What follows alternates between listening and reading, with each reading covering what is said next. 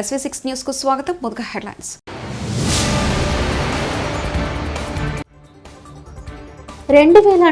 నాటికి అభివృద్ధి చెందిన దేశంగా భారత్. మోదీ.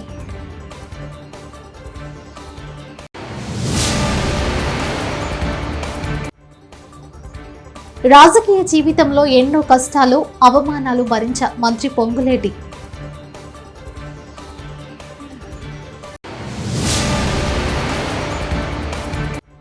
అక్రమంగా ఉద్యోగాలు పొందిన వారంతా రాజీనామా చేయాలి. మంత్రి పొన్నం ప్రభాకర్.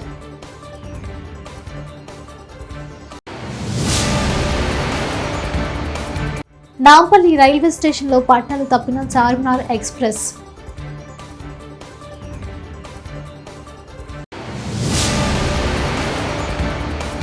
బీఆర్ఎస్ తప్పుడు ప్రచారాన్ని తిప్పికొట్టాలి. సీతక్క.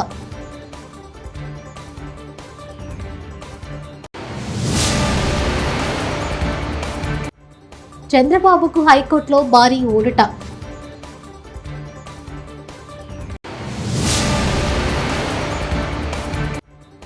జగన్ అంటే అప్పుల అప్పారావు. వైసీపీ సినిమా అయిపోయింది చంద్రబాబు. భారతదేశాన్ని 2047 కల్లా అభివృద్ధి చెందిన దేశంగా తీర్చిదిద్దాల్సిన బాధ్యత ప్రభుత్వంపై ఉందని ప్రధానమంత్రి నరేంద్ర మోదీ అన్నారు. గాంధీనగర్లోని మహాత్మా మందిర్ కన్వెన్షన్ సెంటర్లో 10వ వైబ్రెంట్ గుజరాత్ గ్లోబల్ సమ్మిట్ ను ప్రధానమంత్రి బుధవారం నాడు ప్రారంభించారు. యునైటెడ్ అరబ్ ఎమిరేట్స్ అధ్యక్షుడు Mohammed bin Zayed Al Nahyan ముఖ్య అతిథిగా పాల్గొన్నారు.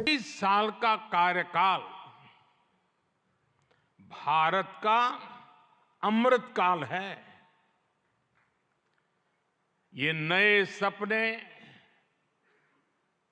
नए संकल्प और नित्य नूतन सिद्धियों का कार्यकाल है. इस अमृत काल में ये पहली वाइब्रेंट गुजरात ग्लोबल समिट हो रही है. రాజకీయ జీవితంలో తాను ఎన్నో కష్టాలు, అనేక అవమానాలు భరించారని మంత్రి పొంగులేటి శ్రీనివాసరెడ్డి తెలిపారు. భక్త రామదాసు కళాక్షేత్రంలో గ్రూప్స్ కోచింగ్ సెంటర్ ఆధ్వర్యంలో నిర్వహించిన సదస్సుకు ఆయన ముఖ్య అతిథిగా హాజరయ్యారు. ఈ సందర్భంగా మంత్రి మాట్లాడుతూ భావోద్వేగానికి గురయ్యారు. అనేక కష్టాలు, అనేక అవమానాలు, ఒంటరిగా ఉన్నప్పుడు అనేక సందర్భాలు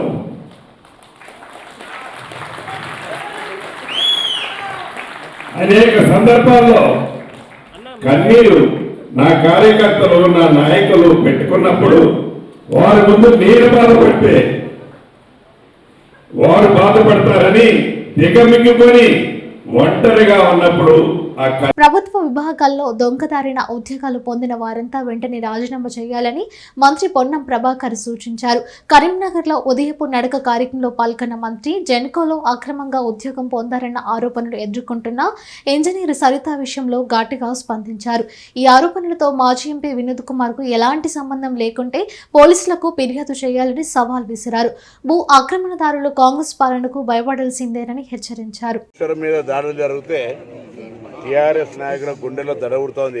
ఈరోజు అంత పెద్ద ఎత్తున 1,00,000 కోట్లు కావచ్చు, 90,000 కోట్లు ఖర్చు పెట్టి కట్టిన ప్రాజెక్టు 9 నెలలు కూడా ఉపయోగపడకపోతే ఆ ప్రాజెక్టు నాణ్యత మళ్ళీ తిరిగి పునర్మించాలని ఇంజనీర్లు చెప్పిన తర్వాత దాని నిర్మాణానికి సంబంధించిన విషయం మీద విజిలెన్స్తో పాటుగా సిట్టింగ్ జడ్జితో విచారణ జరుపుతామని ముందే చెప్పినాం. దాని ప్రకారంగా విచారణ జరుగుతూ ఉంది. దీనికి విచారణకు సంబంధించి తెలంగాణకు సంబంధించిన ఇంజనీర్లు కావచ్చు, ఇతరత్ర ఆ యొక్క ప్రాజెక్టుకు సంబంధించిన తప్పులు అంశాలు ఏమైనా ఉంటే ఆ విజిలెన్స్ అధికారులకు సమాచారం ఇవ్వని కూడా కోరుతా ఉన్నాం. అదేవిధంగా నిన్న మాజీ పార్లమెంట్ సభ్యుడు వినోదరావు గారు ఏదో మాట్లాడుతూ ఉన్నారు. బాగా సచ్చీలు ప్రమాణ స్వీకారం చేసిన రోజు నుంచి కాంగ్రెస్ పై బీఆర్ఎస్ నేతలు విమర్శలు చేస్తున్నారని మంత్రి సీతక్క అన్నారు.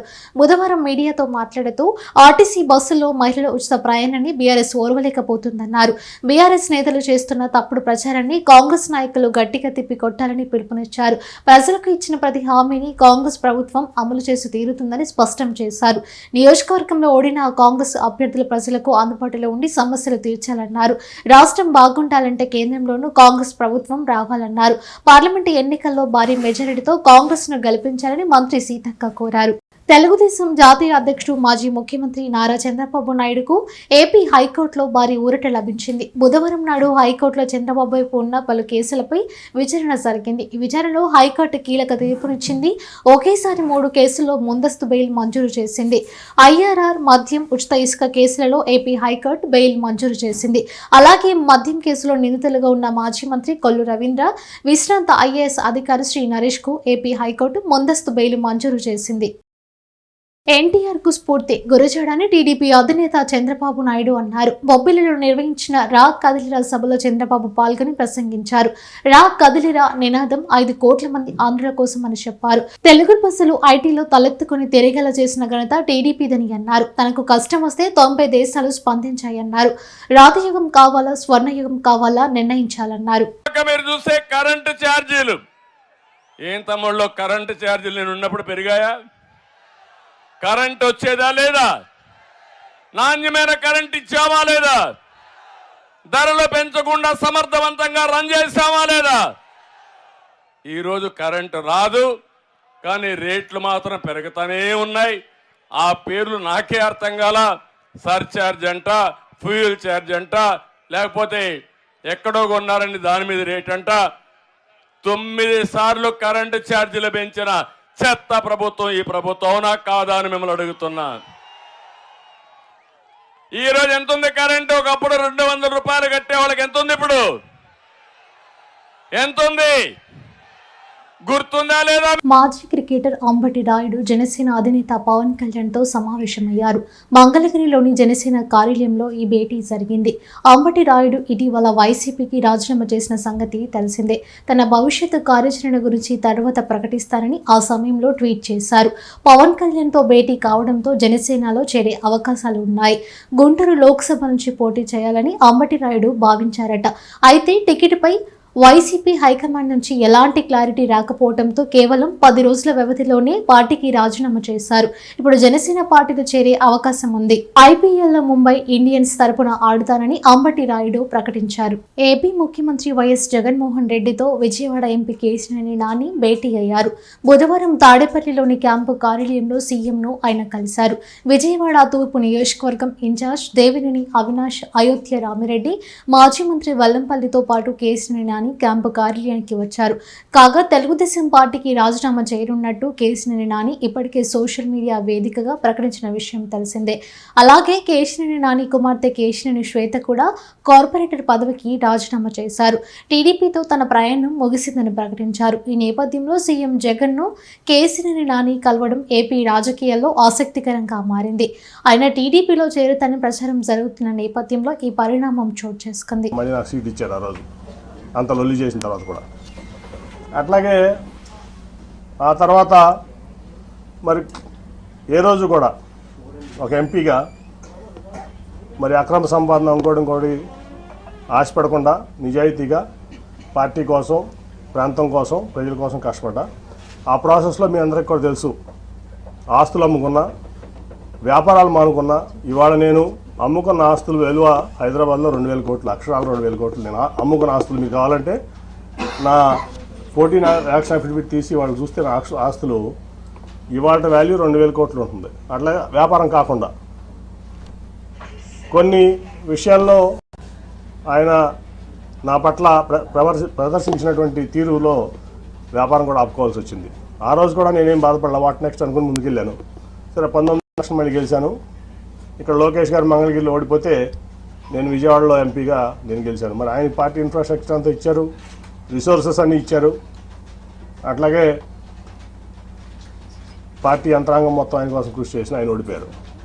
అట్ ది సేమ్ టైం నేను ఎప్పుడు కూడా చంద్రబాబు నాయుడు గారి దగ్గర రూపాయి తీసుకోలేదు, నేను గెలిచాను ఎంపీగా. ఆ తర్వాత చాలా పరిణామాలు మీరు చూశారు. అనేక రకాలైన ఆయన మనుషులను పెట్టి నన్ను అవమానపరచడం జరిగింది. అట్లాగే ఫైనల్గా వచ్చేబడి కార్పొరేషన్ ఎలక్షన్లో మేయర్ సీటు లేడీ అయినప్పుడు నేను జనరల్గా ఢిల్లీలో ఉన్నాను. ఫోన్ చేసి కార్పొరేషన్ ఎలక్షన్స్ ఏం చేస్తామని అడిగారు నన్ను చంద్రబాబు నాయుడు గారు. ఏం లేదు సార్, నేనేం ఆలోచించలేదు, ఇన్ఛార్జ్లు ఉన్నారు కదా వాళ్ళు చూసుకుంటారంటే, కాదు మేయర్ అభ్యర్థి ఎవరిని పెడుతున్నారు అంటే నాకు తెలియదు సార్ అన్నా. ఇదే మాటలు మీకు చెప్తున్నా, నేను ఒకటి కూడా కోల్పోవట్లేదు. ఆ రోజు అన్నాడు బోండమ్మ గారి వైఫ్ని పెడుతున్నారని నిజమేనా అని నన్ను అడిగారు ఆయన ఫోన్లో క్వశ్చన్. నేను వాళ్ళ వరకు ఎవరికి చెప్పలా నిజం, నాకు తెలియదండి అన్న. లేదు అది జరిగితే చాలా ప్రమాదకరం, నువ్వు ముందు మీ కుటుంబంలో మీ కూతుర్లో ఉన్న పెట్టు అంటే, లేదండి వాళ్ళు ఈ ఆలోచన లేదు, వాళ్ళకి రాజకీయంలోకి వచ్చేది ఆలోచన లేదంటే, కాదని చెప్పి 3 రోజులు నన్ను ఆయన ఇబ్బంది పెట్టారు, ఆయన బలవంత పెట్టారు, ఇబ్బంది కాదు. సరే అప్పుడు టాటా ట్రస్ట్లో పనిచేస్తున్న శ్వేత అని మాట్లాడితే, నాకు ఇంట్రెస్ట్ లేదు డాడీ, నాకు సోషల్ సెక్టర్లో చాలా ఇంట్రెస్ట్గా ఉన్నాయంటే ఇట్లా చెప్పారమ్మ చంద్రబాబు గారు. సరే మరి పార్టీ కోసం నేను చేయాల్సి వస్తుందా మనం చేద్దామంటే 3 రోజులు విముఖత తర్వాత అక్కడ రాజీనామా చేసి వచ్చి ఇక్కడ ఆవిడని చూడడం జరిగింది. తర్వాత మళ్ళీ ఏం జరిగిందో మీకు అందరూ తెలుసు. అట్లా మళ్ళీ అదే మనుషులతో ప్రెస్ మీట్ పెట్టించి ఎలక్షన్ 2-3 రోజుల ముందు నన్ను ఒక వ్యక్తితో నాకు టికెట్ ఇచ్చినా ఇవ్వకపోయినా జగనన్న వెంటే ఉంటా, ఎల్లో మీడియాది బిడ్డకు తల్లికి గొడవ పెట్టే రకం, మరోసారి ఇలాంటి తప్పుడు ప్రచారం చేస్తే న్యాయస్థానాన్ని ఆశ్రయిస్తా, ఎమ్మెల్యే జనులగడ్డ పద్మ. నాకు దూరం చేసే విధంగా మీరు ఎలాంటి వాళ్ళంటే కడుపులో ఉన్న బిడ్డకి తల్లికి కూడా గొడవ పెట్టే రకాలు మీరు అలాంటి ప్రచారాలు చేస్తారు. కానీ ఈరోజు మళ్ళీ చెప్తున్నా, ప్రజలందరినీ వేడుకుంటాను, ఆ లైవ్ నేను ఏదైతే ఇచ్చానో ఫస్ట్ నుంచి లాస్ట్ వరకు 1 గంట ఉంది, మొత్తం చూడండి. ఎవరు ఏం వక్రీకరించారో మీకు అర్థమవుతా ఉంది. ఎప్పుడు చూసినా ఈ ఎల్లో మీడియా ఇష్టం వచ్చి నీ కట్ చేసి వేసేది. యూటర్న్ తీసుకుంది పద్మావతి. ఏం యూటర్న్ తీసుకున్నాను నేను? జగనన్న ఏమన్నా అంటే కదా యూటర్న్ తీసుకోవడానికి, నేను అనలేదు. అననప్పుడు యూటర్న్ ఏంటి? రైట్ టర్న్లోనే ఉన్నాను నేను ఎప్పుడు. నేను రైట్ వేలోనే రైట్ పాత్లోనే ఉన్నాను. ఈ రోజు చెప్తున్నా, ఇంకొకసారి నా జోలుకు వచ్చారంటే కోర్టుకి ఇడిస్తా ఒక్కొక్కడిని, గుర్తుపెట్టుకోండి. హైదరాబాద్ నాంపల్లి రైల్వే స్టేషన్లో చార్మినార్ ఎక్స్ప్రెస్ కు ప్రమాదం జరిగింది. పట్టలు తప్పి ప్లాట్ఫామ్ సైడ్ వాల్ ఢీకొట్టింది. ఈ ఘటనలో సుమారు 50 మంది ప్రయాణికులు గాయపడ్డారు, వారిని ఆసుపత్రికి తరలించారు. మొత్తం 3 బోగీలు పట్టాలు తప్పగా ప్రయాణికులు భయాందోళనకు గురయ్యారు. నాంపల్లి చివరి స్టేషన్ కావడంతో డెడ్ ఎండ్ లైన్ చూసుకోకుండా లోకో పైలట్ వెళ్లినట్లు సమాచారం. దీంతో ట్రాక్ మీద నుంచి కిందకి రైలు బోగీలు జారాయి. రైలు చెన్నై నుంచి హైదరాబాద్ వస్తుంది. ప్రయాణికులు క్షేమంగా ఉన్నారని, కొందరు స్వల్పంగా గాయపడ్డారని దక్షిణ మధ్య రైల్వే ప్రకటించింది. ప్రజా గాయకుడు దివంగత గద్దర్ సమాధి వద్ద డిప్యూటీ సీఎం బట్టి విక్రమార్క బుధవారం నివాళులర్పించారు.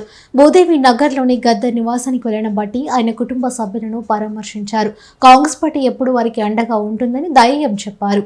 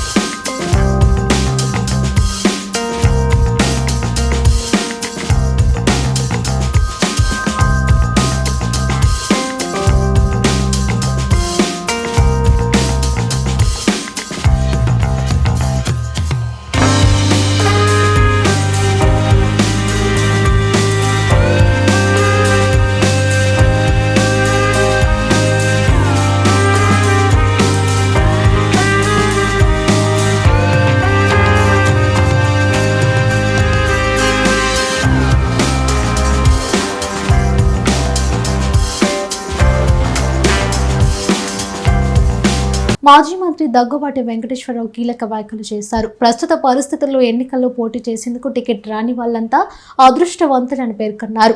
బాపట్ల జిల్లా కారంచేడు మండలం కుంకలమరులో రుద్రభూమి మహాప్రస్థానం ప్రారంభోత్సవంలో ఆయన పాల్గొన్నారు. ఎన్నికల్లో గెలిచేందుకు కోట్లు ఖర్చు చేయాల్సిన పరిస్థితి నెలకొందని చెప్పారు. గెలిచినా ప్రజలకు సేవ చేసే అవకాశం లేకుండా పోయిందని అభిప్రాయపడ్డారు. లేటెస్ట్ ట్రెండ్ ఏంటంటే, ముఖ్య ఎవరైతే పార్టీకి అధిపతిగా ఉన్నారో వాళ్ళు ఈ ఎమ్మెల్యేలు, ఈ ఎంపీలు ఉత్సవగ్రహాలు చేసి ఇసుకలో వస్తుందా, మధ్యలో వస్తుందా, మైల్లో వస్తుందా, వాళ్ళతో సెంట్రలైజ్ చేసి ఎవరు అందరూ ఇదే కార్యక్రమం. ఈ భారతదేశంలో ఈ సింగిల్ మ్యాన్ పార్టీస్ ఉన్నాయే.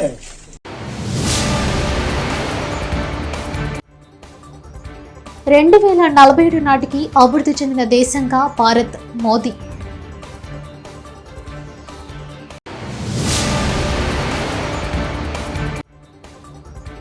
రాజకీయ జీవితంలో ఎన్నో కష్టాలు, అవమానాలు భరించ మంత్రి పొంగులేటి.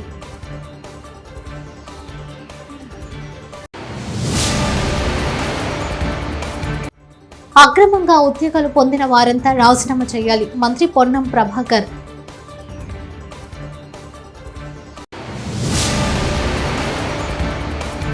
నాంపల్లి రైల్వే స్టేషన్లో పట్టాలు తప్పిన చార్మినార్ ఎక్స్ప్రెస్.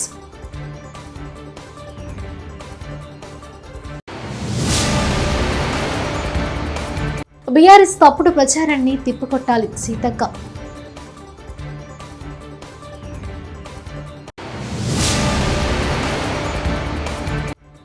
చంద్రబాబుకు హైకోర్టులో భారీ ఊరట.